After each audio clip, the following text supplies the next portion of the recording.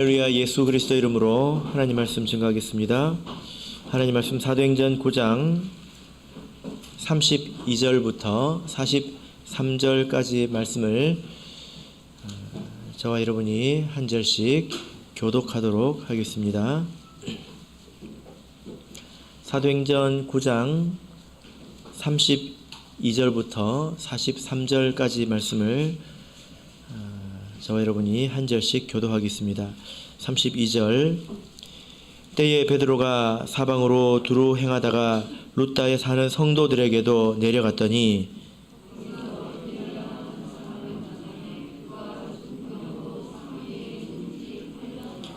베드로가 가로되 애니야야, 예수 그리스도께서 너를 낫게 하시니 일어나 내 자리를 정돈하라 한데 곧 일어나니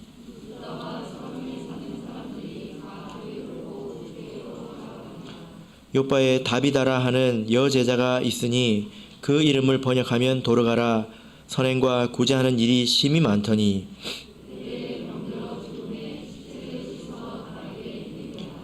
룻다가 요바에 가까운지라 제자들이 베드로가 거기 있음을 듣고 두 사람을 보내어 지체 말고 오라고 간청하니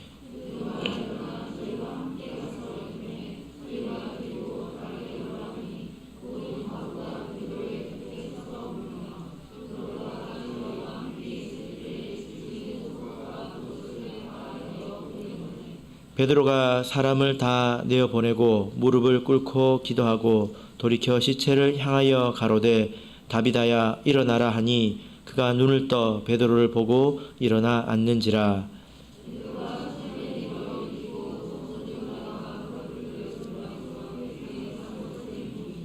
온 요빠 사람이 알고 많이 주를 믿더라. 베드로가 요빠에 여러 날 있어 시몬이라 하는 피장의 집에 유하니라. 아멘. 네, 오늘 이 시간은 생명력 있는 교회라는 제목으로 하나님 말씀 증거하겠습니다. 생명이라는 것이 무엇일까요? 살아있다는 것은 무엇을 말하는 걸까요? 우리가 여러 가지 방향으로 생각해 볼 수 있지만 또 이렇게 생각해 볼 수도 있을 것입니다. 우리가 이렇게 사실 우리에게는 많은 힘이 작용하고 있습니다. 그러나 살아있는 사람은 그 힘을 거슬러서 움직일 수 있는 그런 힘이 있다는 것입니다. 예를 들면 모든 사람에게는 중력이라고 하는 것이 작용하지 않습니까? 그래서 사람이 이렇게 서 있다고 하는 것도 사실 힘을 주고 있어야 이렇게 서 있을 수 있습니다. 만약에 제가 지금 이렇게 서 있는데 제가 갑자기 죽게 되면 제가 계속 이렇게 서 있을까요? 아니겠죠? 예, 땅에 이제 넘어지고 말 것입니다. 죽어 있는 것은 그 힘을 거스르지 못한다는 것입니다. 그래서 우리 아이들을 보면 이렇게 생명력이 넘치는 우리 아이들을 보면 스프링처럼 막 통통 튕겨 다니지 않습니까? 중력이 없는 것처럼 그런 아이들을 보면 참 생명력이 넘친다. 이렇게 우리가 생각을 합니다. 그래서 생명이 있는 것은 힘이 있기 때문에 우리가 생명력이라는 단어를 또 쓰기도 하죠. 이것은 어떤 물리적인 힘에만 적용되는 것은 아닙니다. 내면적이고 그리고 또 영적인 곳에도 우리가 이것을 적용할 수가 있죠. 디모데전서 5장 6절을 보겠습니다. 디모데전서 5장 6절입니다.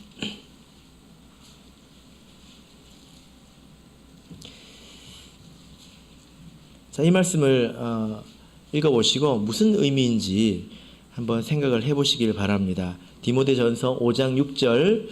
자, 우리 같이 읽겠습니다. 시작. 일락을 좋아하는 이는 살았으나 죽었느니라. 일락이 무엇입니까? 즐기는 것을 이렇게 말하죠. 그러니까 어떤 성도가 사치하고 즐기는 삶만을 이렇게 좋아한다면 그 사람은 살았으나 죽었다라고 말하는 것입니다. 이게 무슨 말일까요? 왜 이런 말을 하는 것일까요? 만약에 그 성도가 믿음과 양심대로 행하지 못하고 육신의 욕심에 질질 끌려 다니고 있다면 그것은 살아있는 것이 아니라 죽은 것이라는 겁니다. 사람의 마음에도 어떤 힘이 있죠. 끌어당기는 힘이 있죠.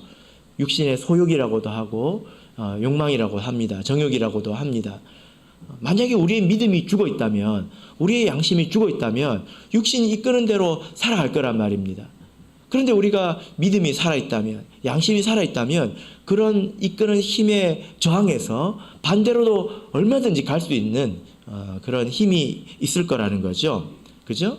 그래서 만약에 그렇지 못하다면 살았지만 사실은 죽은 자이다. 이렇게 성경은 말하는 것입니다. 에스겔서 1장을 보겠습니다. 에스겔서 1장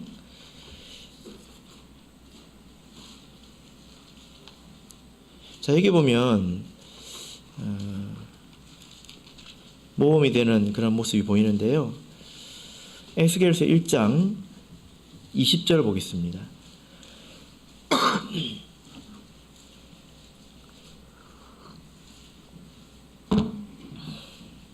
에스겔서 1장 20절 우리 같이 읽겠습니다. 시작. 어디든지 신이 가리하면 생물도 신이 가리하는 곳으로 가고 바퀴도 그 곁에서 들리니 이는 생물의 신이 그 바퀴 가운데 있음이라. 예. 자, 여기 보면 알 듯 모를 듯한 그런 말씀이 있죠. 그죠? 어디든지 신이 가려고 하면 생물의 신도 가려고 하는 곳으로 간다. 생물이라고 하는 것은 생명력이 있는 것, 생명이 있는 것 이런 뜻입니다. 살아있는 존재 이걸 말해요.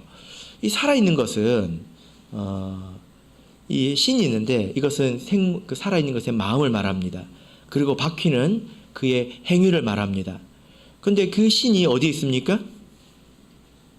신이 가려고 하면 생물의 신도 가려고 합니다. 하나님이 가려고 하는 곳, 하나님이 뜻하는 곳에 그 살아있는 자의 마음도 있다는 것입니다. 근데 마음만 있는 게 아니라 무엇도 같이 있습니까?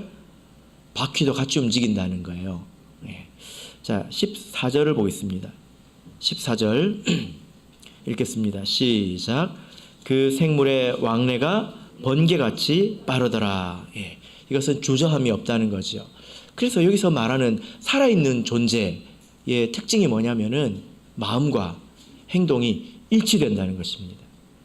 우리는 때로 이렇게 일치하지 않지요. 내가 어떤 믿음을 가지고 있고 그리고 어떤 그 양심을 가지고 있는데 몸은 그것에 따르지 못하는 때가 있지 않습니까? 반대해서 끌어당기는 힘을 이기지 못한다는 것이거든요. 또 주저함이 있을 수 있지 않습니까? 그런데 온전해진 성도의 상태는 주저함이 없이 자기가 믿는 대로, 자기 양심이 가는 대로 그대로 행할 수 있다는 것입니다. 이것이 곧 바로 생명력이라는 거죠. 이런 표현은 개인을 향해서만 쓰는 것이 아니라 또 성경을 보면 교회를 향해서도 이렇게 쓰고 있습니다. 계시록에 보면 7교회가 있지 않습니까? 근데 그 중에 4대 교회에 이런 말씀을 하셨습니다. 내가 내 행위를 아노니 내가 살았다 하는 이름은 가졌으나 죽은 자로다. 무엇을 안다고 하셨습니까? 너의 행위를 안다고 하셨습니다. 행위를 보니까 살았다 하는 이름은 가졌으나 죽은 자로다. 이게 무엇입니까? 마음이 있을지는 모르겠지만 몸이 그렇게 가지 못한다는 거죠. 생명력이 없다는 것입니다. 그래서 성도라고 다 같은 성도가 아니고 또 교회라고 다 같은 교회가 아니구나. 이것을 우리가 알 수 있죠. 다 예수님의 피로 거듭난 성도들이고 또 예수님께서 피로 사신 교회이지만 어떤 곳은 생명력이 있고 살아 움직이지만 어떤 곳은 살았으나 죽은 자로다 하는 그런 행위를 가졌다는 것입니다. 그래서 우리가 이런 말씀을 생각해서 우리들을 돌아볼 수 있지 않겠습니까? 나는 살아있는 생명력이 있는 성도인가? 아니면 살았다는 이름만 가진 것인가? 나는 내 믿음과 양심대로 행하고 사는가? 우리 교회는 이런 생명력이 있는 교회인가? 이것을 우리가 돌아볼 수가 있어야 합니다. 살았다 하는 이름만 가진 곳일 수도 있다는 거죠. 그래서 우리가 성경을 통해서 정말 살아있는 성도들이 어떤 모습을 가지고 살아가는가, 또 생명력 있는 교회는 어떤 모습인가, 이것을 보고 계속 따라가려고 해야 합니다. 배우려고 해야 합니다. 자, 오늘 사도행전 9장을 보시면 생명력 있는 이런 교회의 모습을 볼 수가 있는데요. 자, 우리 본문으로 돌아가서 사도행전 9장 32절을 보겠습니다. 사도행전 9장 32절. 자, 우리 같이 읽겠습니다. 시작. 때에 베드로가 사방으로 두루 행하다가 루다에 사는 성도들에게도 내려갔더니. 네. 자, 여기 보면 때에라고 말씀하고 있죠. 때에. 이 말은 앞에 있는 사건과 연결되어 있고 관계가 있다는 것입니다. 그죠? 예. 원문을 보면 조금 더 정확하게 번역을 해보자면 그래서 뭐뭐 하게 되었다 이렇게 읽어야 합니다. 앞에 있는 사건 때문에 그래서 베드로가 사방으로 두루 행하게 되었다 이렇게 읽어야 합니다. 예. 결과라는 거죠. 그러면 이 앞에 있는 사건이 어떤 사건일까요?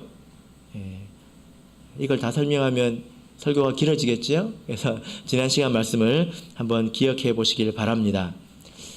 오순절에 성령 강림으로 인해서 교회가 생겼습니다. 그리고 사도들이 목숨 걸고 복음을 전했죠. 그때 유대인들이 당황했습니다. 처음에는 이게 도대체 무슨 일이냐 당황했고 싫어했습니다. 네. 그런데 스데반의 때이라서 그것이 결국 폭발하고 말았습니다. 유대인들도 처음부터 핍박을 한 건 아니죠. 그죠? 예, 폭발하고 말았습니다. 그래서 사울이 스데반을 죽이고 그것이 예루살렘의 핍박의 본격적인 핍박이 시작이 되었습니다. 그래서 사람들이 많이 막 흩어지지 않았습니까? 사울이 그것에 더 힘을 얻어가지고 저기 다메섹에 있는 성도들까지 잡으려고 막 하다가 다메섹 도상에서 예수님을 만나고 회심하지 않습니까? 그래서 다메섹에서 이 사울이 회심하고 예루살렘으로 돌아오니까 돌아와서 뭘 했죠? 복음을 전했습니다. 그러니까 또 혼란해졌습니다. 그래서 어떻게 됐습니까? 사울을 다소로 보내었죠. 그래서 평안이 찾아왔다고 31절에 말하고 있지 않습니까? 31절 보실까요? 그리하여 온 유대와 갈릴리와 사마리아 교회가 평안하여 이제 평안이 왔다는 것입니다. 그래서 처음에 있었던 예루살렘의 핍박은 사울로 시작해서 사울로 끝나게 되죠. 사울이 이쪽에 있든 저쪽에 있든 사울이 있었을 때는 혼란했습니다. 그러나 사울이 떠나고 평안이 왔습니다. 그래서 베드로가 사방으로 두루 행할 수 있었다, 행하게 되었다라고 성경은 말씀하고 있는 것입니다. 베드로가 이 평안을 기회 삼아 사방으로 두루 다녔다는 것입니다. 핍박이 아주 극심할 때는 자기 믿음 지키고 이렇게 원활하게 활동을 할 수 없지 않습니까? 근데 그 기간 중에 우리 성도들이 믿음을 잘 지키고 있는지, 그리고 혹시 믿음을 저버리지는 않았는지 돌아볼 이제 마음이 생겼다는 것입니다. 사방으로 두루 다녔다 이렇게 말씀을 하고 있지요. 자, 우리 사도행전 10장 38절을 보실까요? 사도행전 10장 38절입니다. 원래 두루 다니는 것은 누가 잘하는 일이었을까요? 사도행전 10장 38절 읽겠습니다. 시작. 하나님이 나사렛 예수에게 성령과 능력을 기름 붓듯 하셨음에 저가 두루 다니시며 착한 일을 행하시고 마귀에게 눌린 모든 자를 고치셨으니 이는 하나님이 함께 하셨음이라. 자, 여기 보니까 누가 또 두루 다니셨다 이렇게 말씀하고 있죠. 누가 두루 다니셨습니까? 예수님이죠. 예수님께서 두루 다니시며 착한 일을 행하셨는데 제자들도 그걸 보고 배웠다라는 것입니다. 그래서 베드로도 이렇게 평안이 왔을 때에 두루 다니면서 성도들을 보살피고 있는 것을 우리가 볼 수 있습니다. 사랑하는 성도 여러분, 평안하십니까? 아직 평안이 없으십니까? 평안하십니까? 제가 보니까 평안하신 것 같은데요. 안 그렇습니까? 많은 분들이 저한테 와서 이렇게 뭐라고 말씀하시냐면 이제 부산교회가 좀 평안해졌다 이런 말씀을 하십니다. 제가 듣는 말입니다. 저한테 이렇게 말씀하신 분들이 많이 계실 것입니다.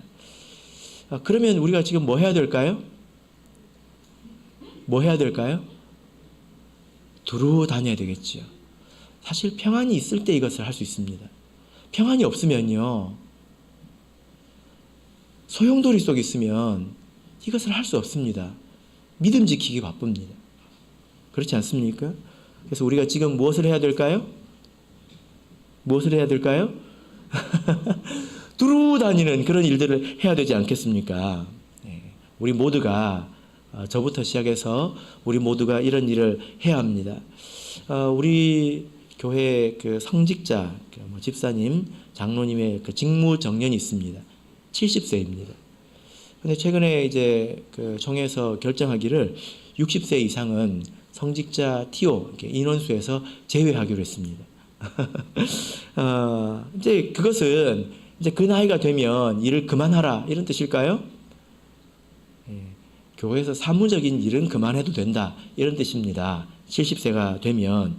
그러나 성도를 돌보고 이렇게 두루 다니는데 정년이 있을까요? 있을까요? 없어요. 그 일에는 정년이 없습니다. 그래서 이것은 누구나 힘이 닿는 데까지 일을 해야 된다는 것입니다. 예전에 제가 있었던 교회에도 송 집사님이 계셨는데 부산교회도 계시죠? 근데 그분은 연세가 80대 중반이십니다. 근데 그분이요 두루 다니십니다. 그분이 한때 이제 남편이 집에서 이렇게 투병 생활을 하셨기 때문에 남편을 돌보느라고 이분이 제대로 못 다니셨거든요. 근데 남편이 이제 소천하시고 나서 하나님의 부름을 받고 나시고 나서 이분이 정말 발에 날개를 단 것처럼, 정말이에요. 정말 그렇게 보였습니다. 날개를 단 것처럼 두루 다니시면서 전도하시고 신방하시고 그런 것을 봤습니다. 나이가 중요한 게 아니더라고요. 그 모습을 보니까 20대 30대 이상으로 활발하게 다니시면서 전도하고 신방하고 성도를 돌보는 것을 제가 보았습니다. 그리고 우리 교회 모든 일꾼들 이런 일들을 해야 되지 않겠습니까? 임원들부터 또 신도의 일꾼들 그리고 우리 모든 성도들이 사실 이 일에 힘써야 합니다. 평안할 때 두루 다니면서 그동안 믿음이 약해졌던 사람들 또 떨어졌던 사람들 이런 사람들을 돌봐야 되는 것입니다. 그러나 우리가 이것을 질서 없이 할 것이 아니라 어떻게 해야 될까요? 우리 신도회에서 서로 힘을 합쳐서 그리고 협력해서 분담을 해야 되는 것입니다. 우리 부산교회만큼 이런 양이 많은 교회가 아마 없을지도 모르겠습니다. 정말 많이 있습니다. 이제 신도라고 부를 수 있을까 싶을 정도로 많이 멀어져 버린 그런 사람들도 많이 있지 않습니까? 부산에도 있고요. 그리고 부산 저 너머 지역에도 많이 있습니다. 그래서 우리가 이제 그들을 위해서 기도하고 그리고 그들을 한번 만나고 얼굴을 한번 보는 것부터 시작해서 이제 그들을 이제 믿음 안으로 돌이키는 그런 일들을 우리가 해야 되는 것입니다. 이것이 평안할 때 할 수 있는 것입니다. 때로 우리가 이렇게 혼란이 찾아오면 좀 평안했으면 좋겠다. 평안했으면 좋겠다. 이런 마음을 가지지 않습니까? 근데 정작 평안이 오면 아이고 좋네 하고 소풍 다니고 그러기가 얼마나 쉽습니까? 그러나 우리가 평안할 때 해야 되는 일이 있죠. 무엇입니까? 두루 다니는 것입니다. 두루 다니시는 저와 여러분이 되시기를 진심으로 바랍니다. 자, 오늘 본문은 크게 두 가지 사건이 있죠. 그죠? 두 가지 이적 기사가 있는데 이 모두가 두루 다닐 때 생긴 일입니다. 베드로가 가만히 있을 때는 이런 일이 없었죠. 그죠? 다니지 않으면 아무 일도 생기지 않습니다. 아무 일도 생기지 않습니다. 그러나 베드로가 평안이 왔을 때 두루 다니기 시작하니까 이제 이런 일이 생겼다는 거예요. 두 가지 일인데요. 첫 번째는 루다에서 애니아라 하는 그런 8년 된 중풍병자를 고친 이적이지요. 그죠? 그리고 36절부터 보시면 우리가 아주 잘 아는 이름입니다. 요바의 다비다라 하는 그런 여제자가 죽었는데 그를 살려낸 그런 이야기입니다. 근데 누가가 이 일을 기록할 때요, 이 말씀을 쭉 읽어보면 우리가 무엇을 알 수 있냐면 꼭 예수님의 이야기를 읽는 것 같은 그런 착각에 빠질 정도예요.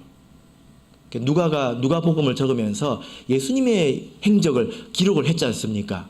예수님께서 어디 가서 이렇게 하셨고 이런 이야기를 기록했잖아요. 그런데 이 이야기를 보면 꼭 복음서에서 예수님이 행하신 것을 보는 것 같다는 것입니다. 이것은 상당히 의도적으로 이렇게 적은 것입니다. 예수님께서 애니아처럼 중풍병자를 일으키신 적이 있죠. 그죠? 그때 뭐라고 말씀하셨을까요? 마가복음 2장 11절을 보겠습니다. 마가복음 2장 11절입니다.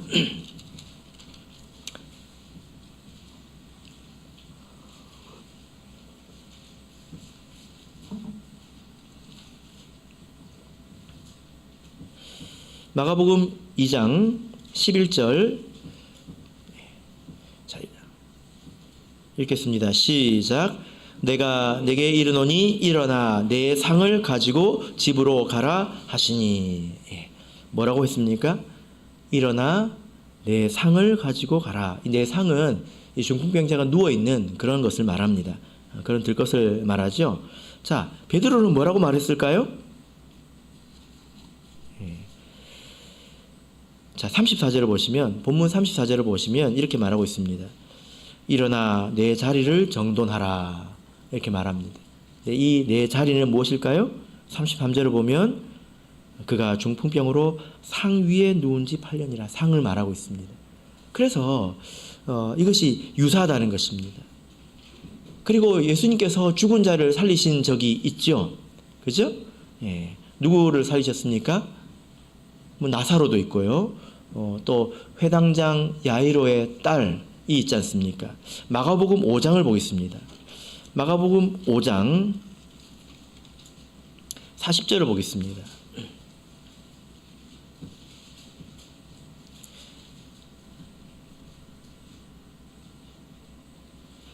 마가복음 5장 40절 자, 읽겠습니다. 40절, 41절 시작. 저희가 비웃더라. 예수께서 저희를 다 내어보내신 후에 아이의 부모와 또 자기와 함께한 자들을 데리시고 아이 있는 곳에 들어가사 그 아이의 손을 잡고 가라사대 달리다 굼 하시니 번역하면 곧 소녀야 내가 내게 말하노니 일어나라 하심이라. 예. 자, 여기 보면 예수님께서 이 소녀가 죽어서 누워있을 때 먼저 무엇을 했습니까? 자기와 또 아이의 부모와 자기와 함께한 자들, 데리고 간 제자들을 말합니다. 이 제자들은 누굴까요?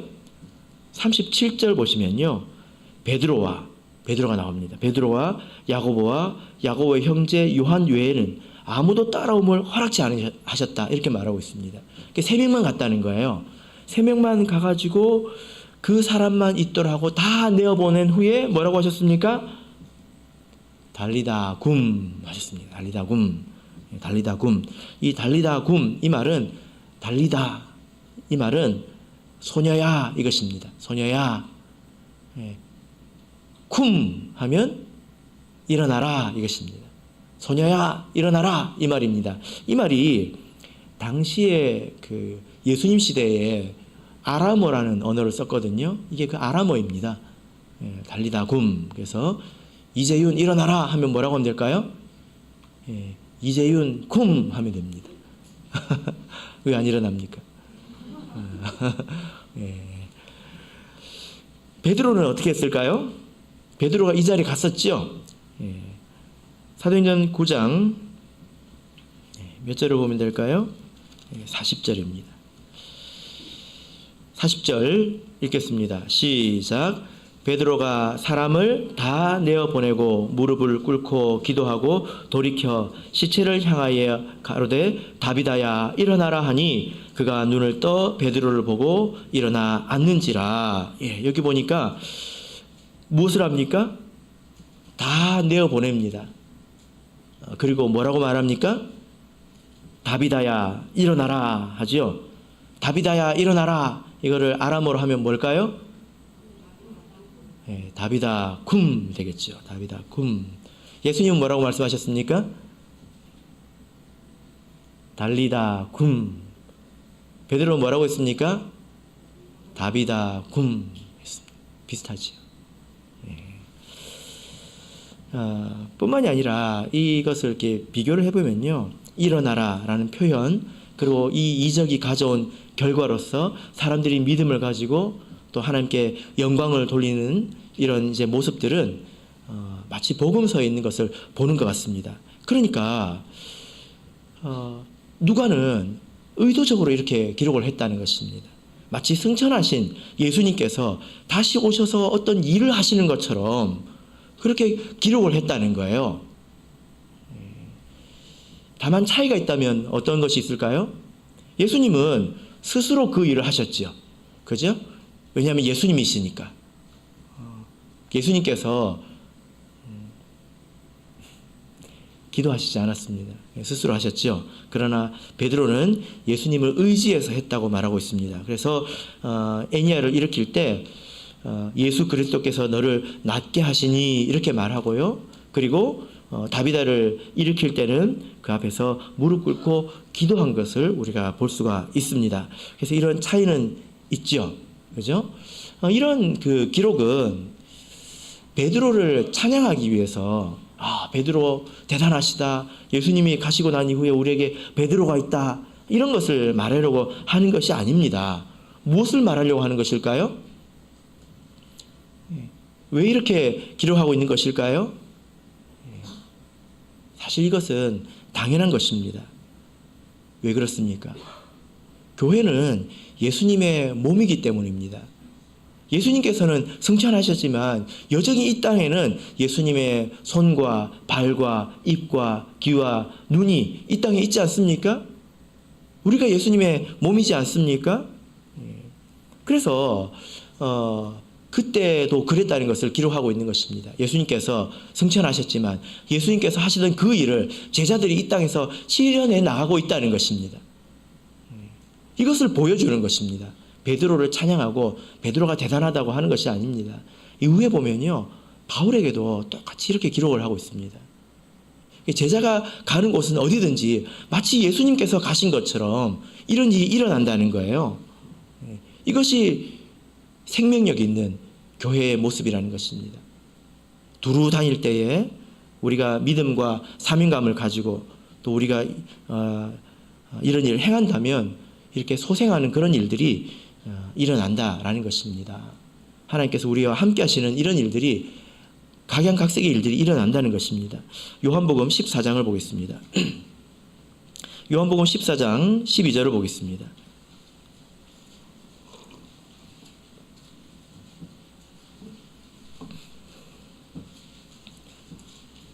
요한복음 14장 12절.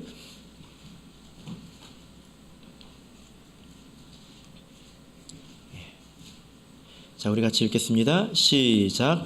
내가 진실로 진실로 너에게 이르노니 나를 믿는 자는 나의 하는 일을 저도 할 것이요 또한 이보다 큰 것도 하리니 이는 내가 아버지께로 감이니라. 예수님께서 나를 믿는 자는 내가 하는 일을 저도 할 것이라고 말하고 있습니다. 꼭 목자님이어야만 합니까? 꼭 집사님이어야만 합니까? 그렇지 않습니다. 믿음을 가지고 이런 일을 행하는 사람은 그가 가는 길에 예수님께서 함께 해주시고 그로 인해서 어떤 은혜가 일어난다는 것입니다. 그래서 두려워하지 마시고 믿음을 가지시고 성도를 돌보는 일에 함께 해주시길 바랍니다. 그러면 우리에게 은혜가 있을 것입니다.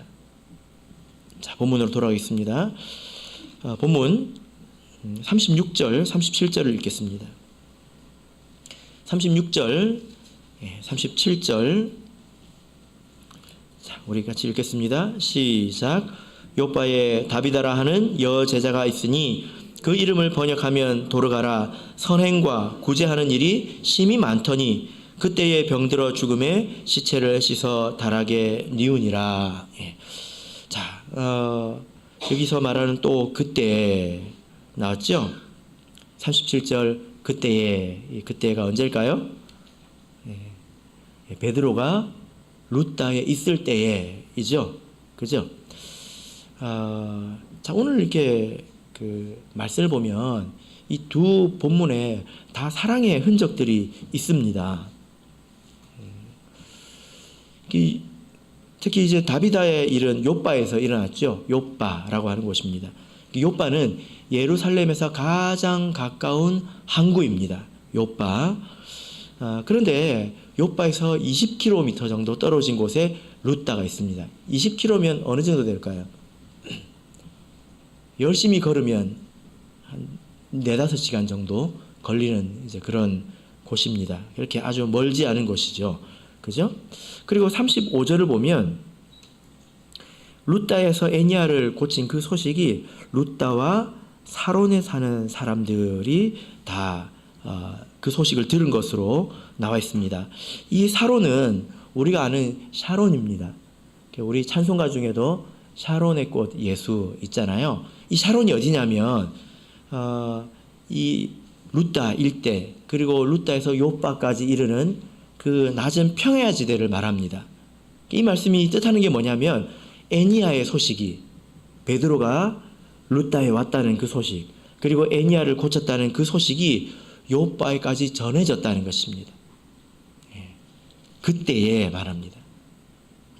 그래가지고 38절을 보면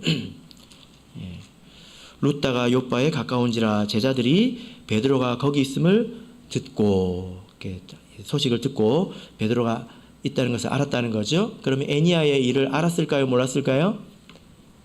당연히 알죠. 그죠? 바로 그때에입니다.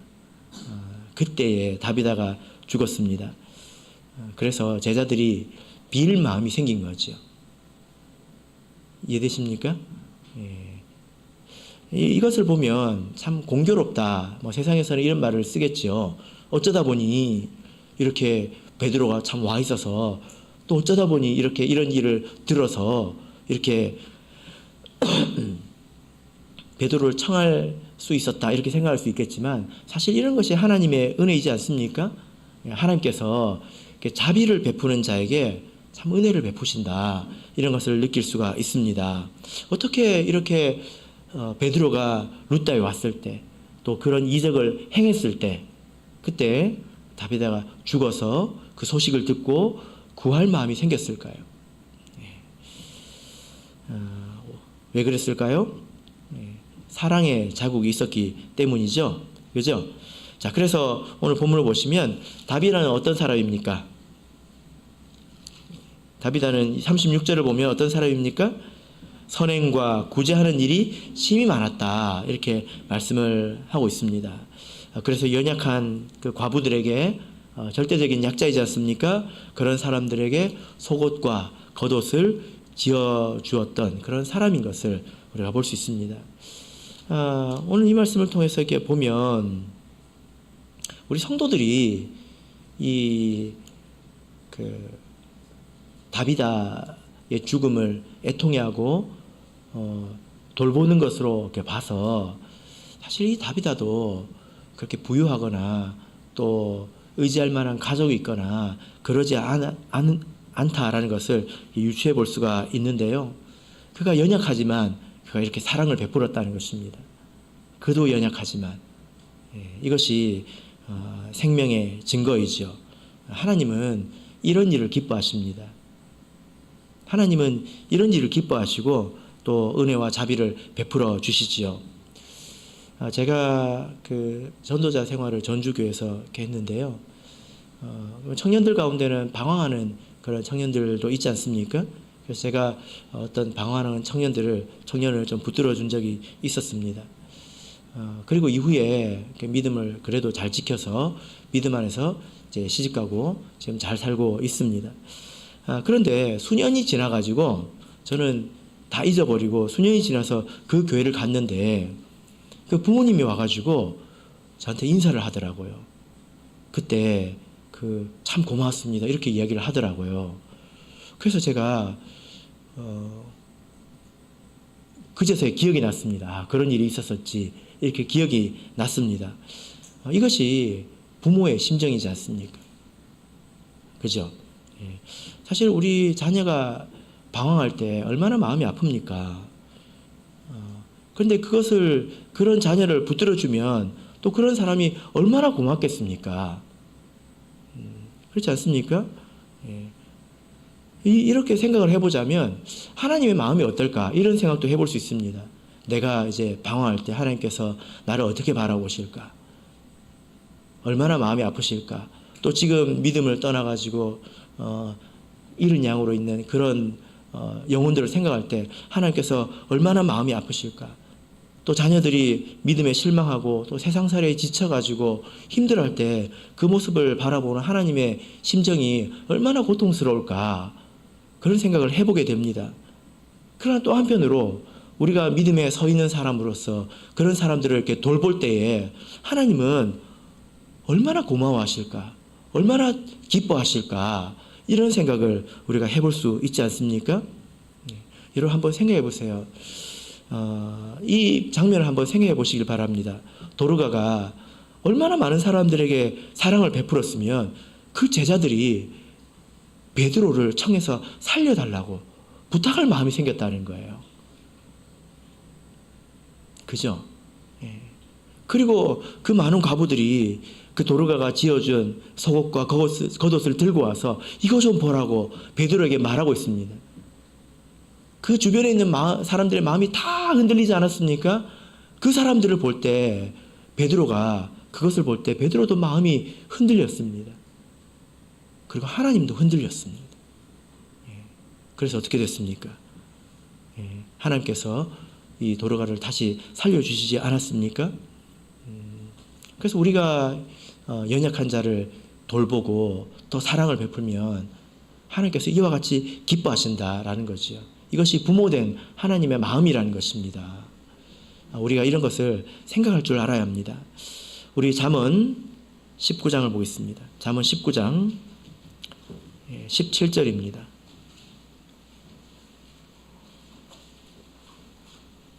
잠언 19장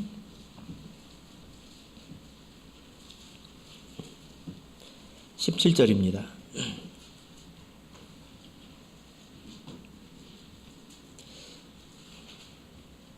자, 우리 같이 읽겠습니다. 잠언 19장 17절 읽겠습니다. 시작. 가난한 자를 불쌍히 여기는 것은 여호와께 꼬이는 것이니 그 선행을 갚아주시리라. 연약한 자들을 불쌍히 여기면 하나님이 빚진 마음을 갖는다고요. 내가 갚아야겠다. 여러분들도 그런 마음을 가져보신 적 있으시죠? 내가 이건 그냥 못 넘어가겠다.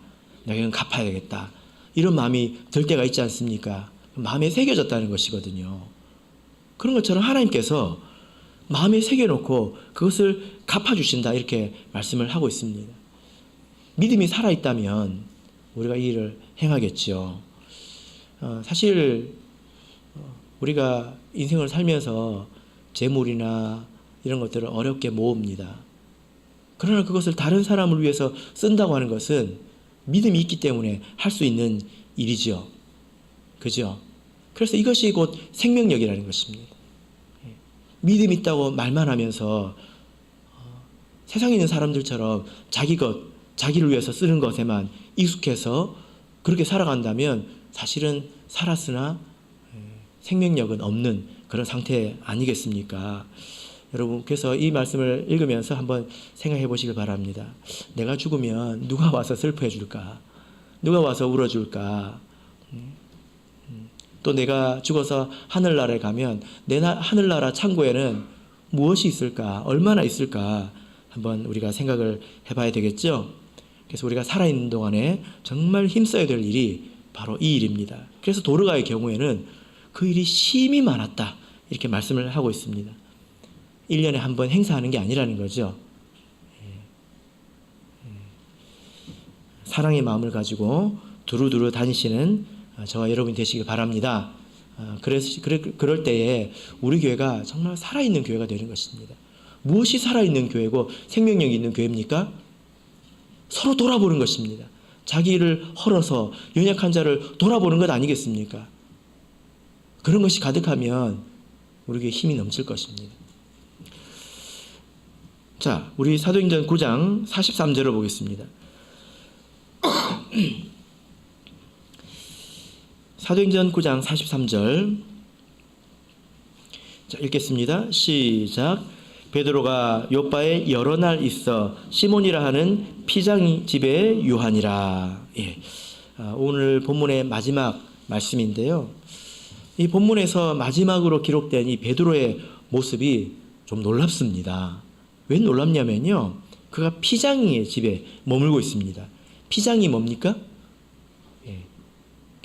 무두장이라고 하는데, 무두장이 잘 안 쓰는 말이죠. 이 사람이 뭐 하는 사람이냐면 짐승의 가죽에서 털을 뽑고 기름을 뽑아가지고 가죽을 부드럽게 만드는, 가죽을 생산하는 그런 사람입니다. 동물에서 가죽을 벗기면 뭐가 나오죠? 피가 나오지 않습니까? 그래서 이곳은 피와 가깝고 또 냄새나는 그런 곳입니다. 구약으로 보자면 당연히 그것은 부정한 그런 일이잖아요, 그죠? 그래서 어떤 랍비가 이렇게 말하기를 뭐라고 했냐면, 세상에 무두장이 없이 살아가는 것은 불가능하나 무두장이 그에게는 화로다, 이렇게 말했습니다. 옛날에는 가죽이 얼마나 요긴했습니까? 그걸로 신발도 만들고 끈도 만들고 그랬을 거 아닙니까? 굉장히 유익한, 유용한 그런 물건인데, 그래서 가죽 없이 세상 사는 게 불가능하지만 가죽 만드는 사람, 그 사람은 화가 있다. 왜냐하면 더러운 피나 이런 것들을 계속 가까이 해야 되니까 그렇다는 거예요. 그래서 보통 무두장이들은 사람들과 좀 떨어져 삽니다. 냄새나고. 그러니까요.